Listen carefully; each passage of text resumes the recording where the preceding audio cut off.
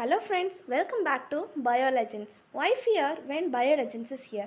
இன்றைக்கி நம்ம என்ன டாபிக் பற்றி பார்க்க போகிறோம் அப்படின்னா chemicals, enzymes and other bioactive molecules அப்படின்ற இம்பார்ட்டண்டான டாபிக் பற்றி தான் பார்க்க போகிறோம்.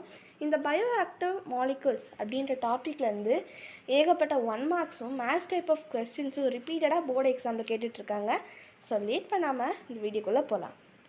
First, organic acids like acetic acid, citric acid, lactic acid, gluconic acid, cyclosporin A, statins இந்த மாதிரி நிறைய ஆர்கானிக் ஆசிட்ஸை நம்ம மைக்ரோப்ஸ் வச்சு தான் மேனுஃபேக்சர் பண்ணுறாங்க. ஓகே, நெக்ஸ்ட்டு அதில் ஃபஸ்ட் டைப் ஆஃப் ஆசிடை பற்றி பார்க்கலாம். Acetic acid. அசிட்டிக் ஆசிட் எதுலேருந்து ப்ரொடியூஸ் ஆகுதுன்னா அசிடோபாக்டர் அசிட்டை. ஸோ இப்படி தான் வந்து உங்களுக்கு கேள்வி கேட்பாங்க. அசிட்டிக் ஆசிட் கொடுத்துட்டு அதுக்கு பக்கத்தில் அந்த பாக்டீரியா நேம் என்னன்னு கேட்பாங்க. அசிட்டோபாக்டர் அசிட்டை அப்படின்னு நீங்கள் எழுதணும். நெக்ஸ்ட்டு சிட்ரிக் ஆசிட் வந்து எப்படி உருவாகுது அப்படின்னா by fermentation with the help of bacteria known as Aspergillus niger and Mucor species on sugary syrup. Okay, இந்த ரெண்டால் தான் சிட்ரிக் ஆசிட் உருவாகுது. குளுக்கோனிக் ஆசிட் இது வந்து மோஸ்ட் ரிப்பீட்டட் கிடையாது, பட் இருந்தாலும் நீங்கள் தெரிஞ்சு வச்சுக்கோங்க. ஸோ குளுக்கோனிக் ஆசிட் வந்து Aspergillus niger as same in case of citric acid. அது கூட என்னென்னா பெனிசிலியம் ஸ்பீஷீஸும் இருக்குது. இதன் மூலயமா குளுக்கோனிக் ஆசிட் ப்ரிப்பேர் பண்ணுறாங்க. இதில் இருந்தால் ரொம்ப ரொம்ப முக்கியமானதெலாம் வருது. First cyclosporin A. Cyclosporin A வந்து ரொம்பவே இம்பார்ட்டண்ட்டான ஒரு பயோ ஆக்டிவ் கெமிக்கல். இது எதுலேருந்து வருதுன்னா from a fungus name Trichoderma polysporum. So இது எதுக்கு யூஸ் பண்ணுறதுன்னு கேட்பாங்க, ட்ரீட்மெண்ட்டும் கேட்பாங்க. It is used as a immunosuppressive agent in organ transplantation.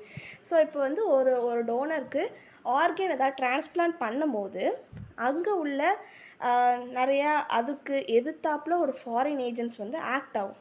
இப்போ ஒரு புது ஆர்கன் வந்து வேறு ஒருத்தவங்களோட உடம்புல வந்து கொண்டு வந்து வைக்கிறோன்னா அந்த ஒரு பர்சன் பாடியிலேருந்து நிறைய வந்து அட்டாக் பண்ணுற மாதிரி ஃபாரின் சப்ஸ்டன்சஸ்லாம் உருவாகும்.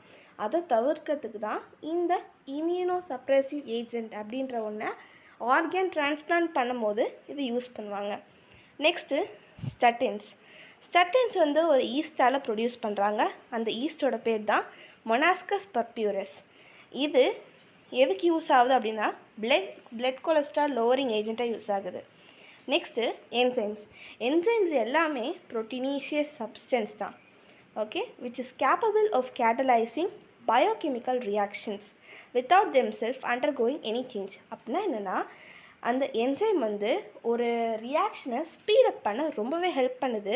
ஆனால் எந்த ஒரு ஹை டெம்பரேச்சராக இருந்தாலும் இந்த என்சைம்ஸ்க்கு எந்த ஒரு பாதிப்புமே இல்லாமல் அந்த ஒரு ரியாக்ஷனை எவ்வளோ முடியுமோ அவ்வளோ ஃபாஸ்ட்டாக ஆக்கி கொடுக்குது அப்படின்னு சொல்கிறாங்க. இதில் என்னென்ன என்சைம்ஸ்லாம் இருக்குது? ஃபஸ்ட்டு ஒன்று பெக்டினேசஸ்.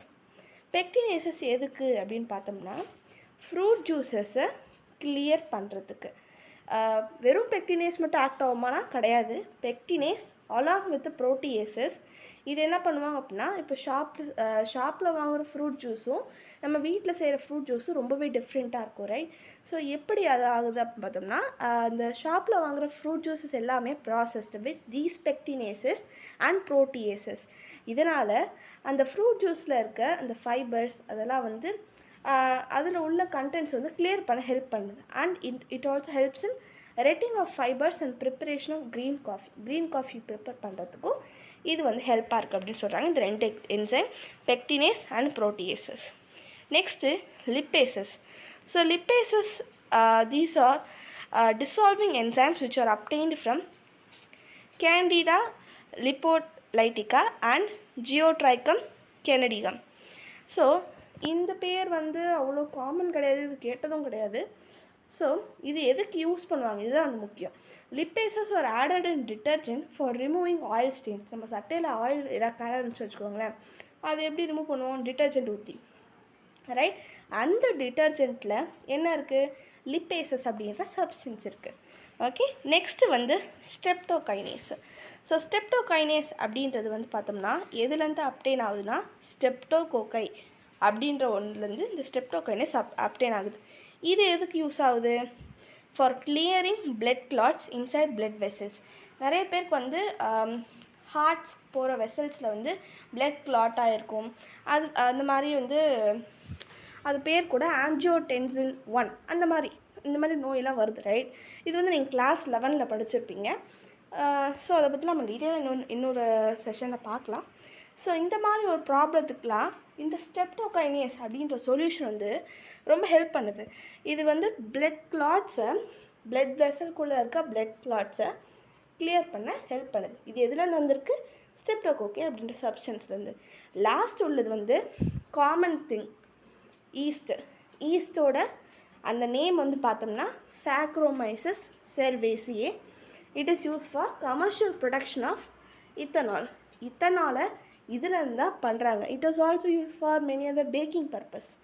இந்த மாதிரி பேக் பண்ணுவாங்க, கேக் பேக் பண்ணுறது இல்லை பன்ஸ் அந்த மாதிரி பேக் பண்ணுறதுக்கு கூட இந்த மாதிரி ஈஸ்ட் வந்து யூஸ் ஆகுது. ஆனால் ஃபஸ்ட்டு ப்ரியாரிட்டி வந்து கமர்ஷியல் ப்ரொடக்ஷன் ஆஃப் இத்தனால் கொடுங்க.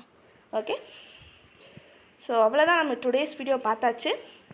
இந்த வீடியோ உங்களுக்கு பிடிச்சிருந்துச்சுன்னா மறக்காமல் like, share, comment and subscribe to Biolegends. Why fear when Biolegends is here. அடுத்த ஒரு இன்ட்ரெஸ்டிங்கான டாப்பிக்கோட நம்ம அடுத்த வீடியோவில் பார்க்கலாம். தேங்க்யூ.